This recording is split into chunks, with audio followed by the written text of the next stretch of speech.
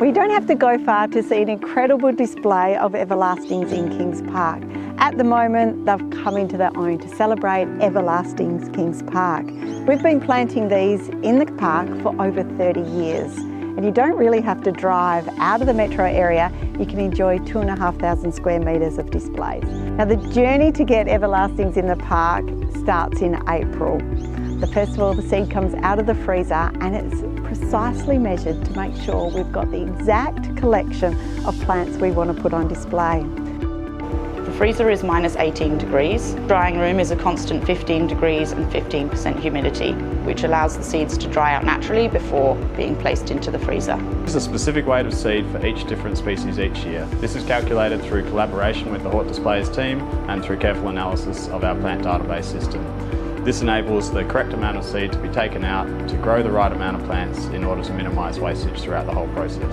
So half the seed goes to the display gardens team where they put it in the ground and wait for the rains to germinate. The other half goes into the nursery where they sow their seed in controlled environments so we can top them up and they grow in beautiful pots. We sow our everlasting seeds in early May. This provides the young plants enough time to put on lots of vegetative growth before their flowering cycle starts, in order to get the largest, healthiest plants that we possibly can before we put them out into the gardens. All hands are on deck when we prepare this area for the everlastings.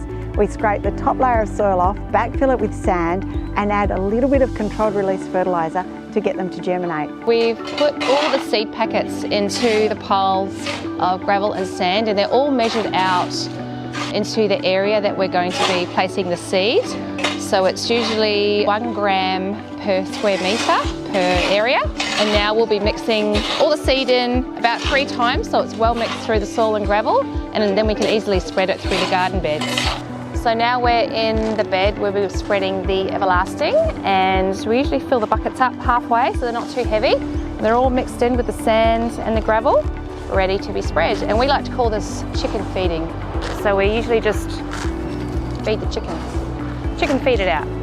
There are many areas of the Botanic Garden where we can't sow big areas. So those plants that have been grown in pots are carefully placed and planted out in August. We are so proud of the display we put on every year. Come down and check it out. And if you've got a sunny position in your own garden, you can easily create this sort of effect. Mark in your calendar next April. Collect some seed and follow the instructions, and you too can have a verge like this.